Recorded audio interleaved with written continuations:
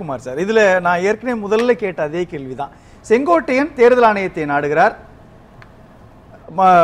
மனோஜ் பாண்டியன் திமுகவை நாடுகிறார். ஒருத்தவர் போராட்டத்தினுடைய உச்சத்திலிருந்து கீழே வந்து தஞ்சம் அடைகிறார், இன்னொன்னு ஒரு போராட்டத்தை தொடங்குறார். ரெண்டு பேருடைய முடிவு எப்படி இருக்கு? அதிமுகவிற்கு ஒரு பக்குவமான முழு அரசியல் பொலிட்டிக்கல் சயின்ஸ் தெரிந்த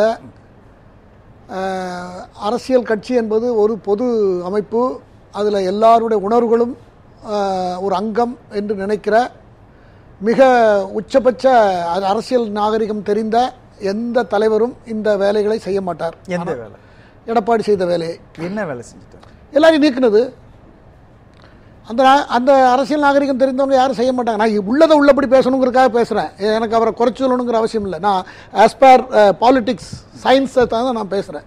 இல்லை, அவரு ஒரு கட்சி வேண்டும் செய்தாரா யாரு ஒரு கேள்வி இருக்கு. யாரு செங்கோட்டையனை நான் நீக்குவதற்கான ரீசன் என்ன அப்படின்ற ஒரு பட்டியல் விடுகிறார்.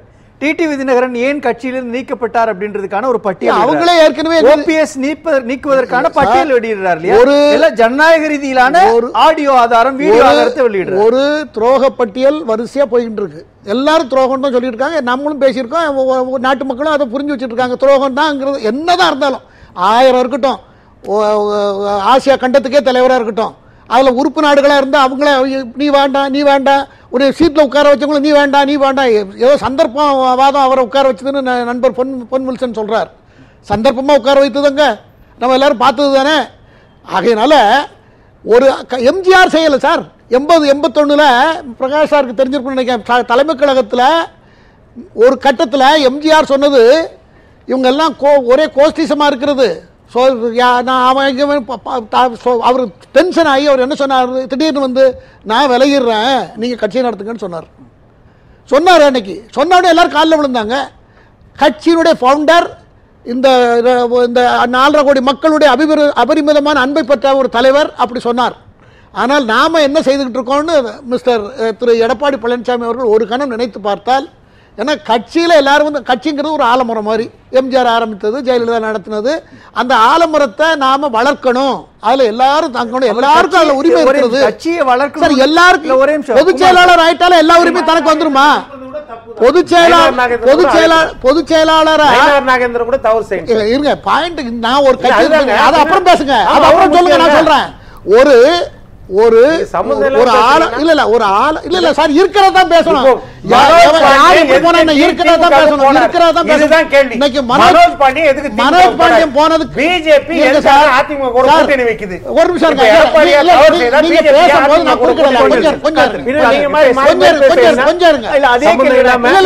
அதே கேள்வி நானும் கேட்கிறேன். ஏன் மனோஜ் பாண்டியன் திமுகவுக்குள்ள போகணும்?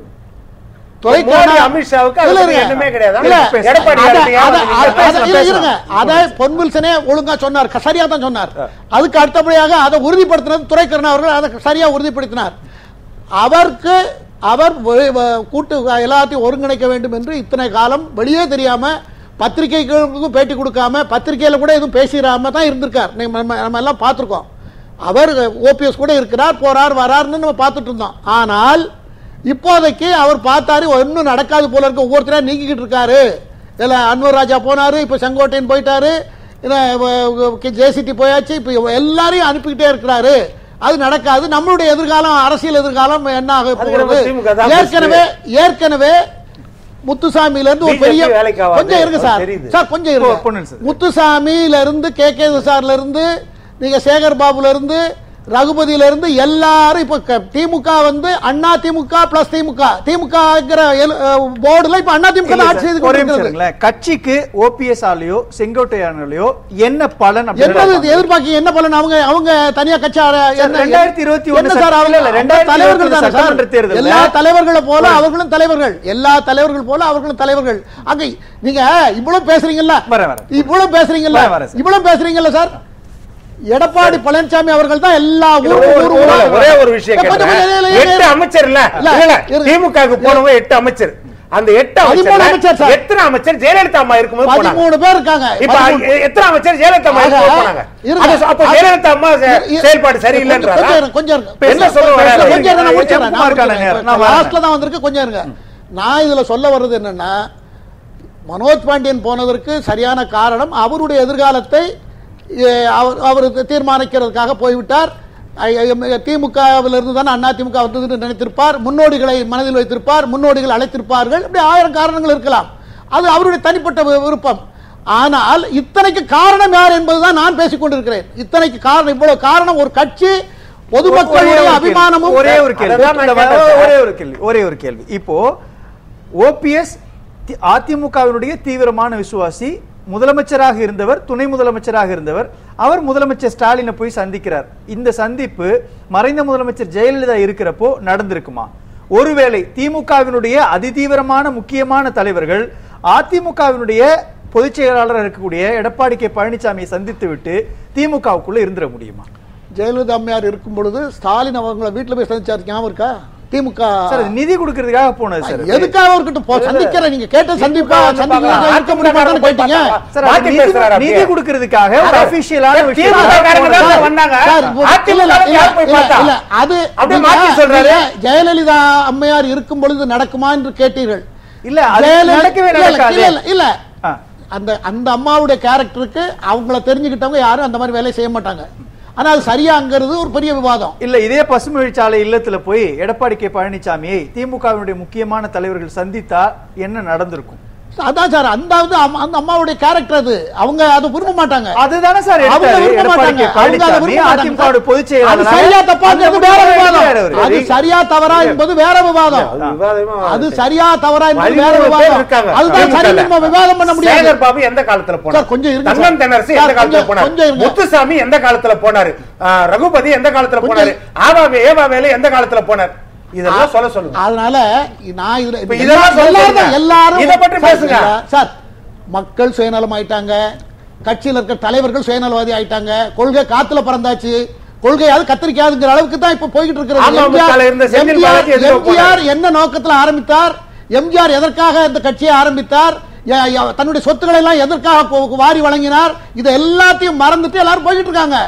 காரணம் அவங்களுடைய சுயநலம், அவங்களுடைய நன்மையை கருதி அவங்க போறாங்க. அது நம்ம தவறுன்னு சொல்றது அது அவங்களுடைய இஷ்டம். ஆனால் ஒன்று இந்த தேர்தலில் ஒன்றை மட்டும் நான் கணித்திருக்கிறேன். நான் தெளிவாக Facebookல எல்லாம் எழுதியிருக்கிறேன். 2026 நடக்க போறது என்னன்னா, பிரசிடென்ட் ரூல் ஆட்டோமேட்டிக்கலி எல்லாரும் வெல்கம் பண்றாங்க. பிரசிடென்ட் ரூல் தான் வரும். 4 முறை போட்டியா வந்தாலும் கூட 30, 40, 30 ஜெயிச்சு எந்த கூட்டணிக்கும் ஆட்சி அமைக்க முடியாம போய் கடைசியில பிரசிடென்ட் ரூலுக்கு அது போகும். அதுக்கப்புறம் திரும்ப தேர்தல் வரும். தேர்தல் இல்ல, பிஜேபி குறித்து திமுகவும் கூட்டணி கட்சிகளும் சொல்ற அச்சத்தை அப்படியே குமார் வெளிப்படுத்துறாரு. பிஜேபி மேல அவருக்கு என்ன விரோதம் இருக்குதுன்னு தெரியல.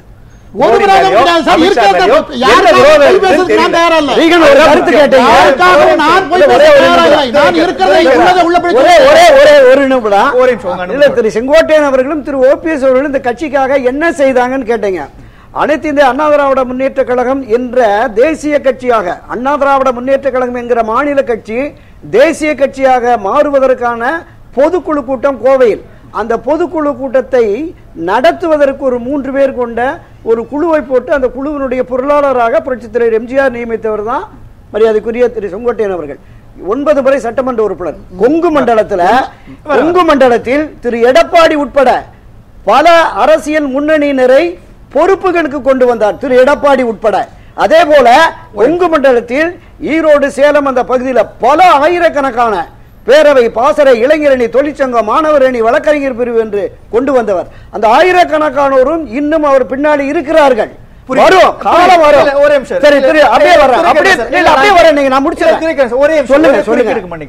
இன்னைக்கு அதிமுகவில் நடக்கக்கூடிய எல்லா பிரச்சனைகளுக்குமான முதல் புள்ளியார் சுழியை போட்டது ஓபிஎஸ் தானே? இல்ல இல்ல இல்ல, நீங்க தப்பா புரிஞ்சுக்கிறீங்க. ஒரே ஒரு கேள்விதான். இன்றைக்கு தர்மயுத்தத்தை பாஜக சொல்லிதான் செய்தேன்னு சொன்ன ஓபிஎஸ் ஆதரவாளர் மனோஜ் பாண்டியன் இன்னைக்கு பாஜகவோடு இருந்து அதிமுக தன்னுடைய அடையாளத்தை எழுந்திருச்சுன்னு சொல்றது சரியான தவறான புரிதலோட சொல்றீங்க. திரு ஓபிஎஸ் அவர்கள் கட்சியின் ஒருங்கிணைப்பாளர், இணை ஒருங்கிணைப்பாளராக திரு எடப்பாடி பழனிசாமி, அண்ணா திமுகவின் நம்பர் 1 ஓபிஎஸ், 1A இருவரும் சேர்ந்து கட்சியை நடத்துவோம் அப்படின்னு கிளம்புறாங்க. துணை முதலமைச்சராக திரு ஓபிஎஸ் நியமித்து முதலமைச்சராக திரு எடப்பாடி பழனிசாமி வந்து இருவரும் சேர்ந்து ஆட்சியை நடத்துவாங்க. ஒரு இடத்தில் கூட இவர் திரு எடப்பாடி முதலமைச்சர் ஆனதுக்கு பிறகு துணை முதலமைச்சர் அழைத்து ஒரு ஆலோசனை கூட்டம் இல்ல. செல்வி ஜெயலலிதா இருந்த போது 10 ஆண்டுகள் அவர் அருகிலே இருந்துதான் ஆலோசனை கூட்டம் ஆய்வு கூட்டம் நடக்கும். அதையும் தாண்டி கட்சியில தானும் தன்னை சார்ந்தவர்களும் முடிவெடுத்து கையெழுத்தை போட்டுட்டு அங்கிருந்த மனோகரனே மகாலிங்கத்தை அனுப்பிச்சு போய் கையெழுத்து வாங்கிட்டு வாங்கினாரு.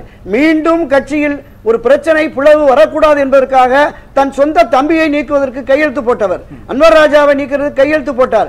மீண்டும் கட்சியில பிரச்சனை வரக்கூடாதுன்னு அந்த தர்மயுத்தம் தொடங்கிய அந்த 11 எம்எல்ஏக்கள் திரு எடப்பாடிக்கு ஆதரவு இல்லைன்னா 4.5 வருஷம் அவர் சீஃப் மினிஸ்டர் இல்ல சார்.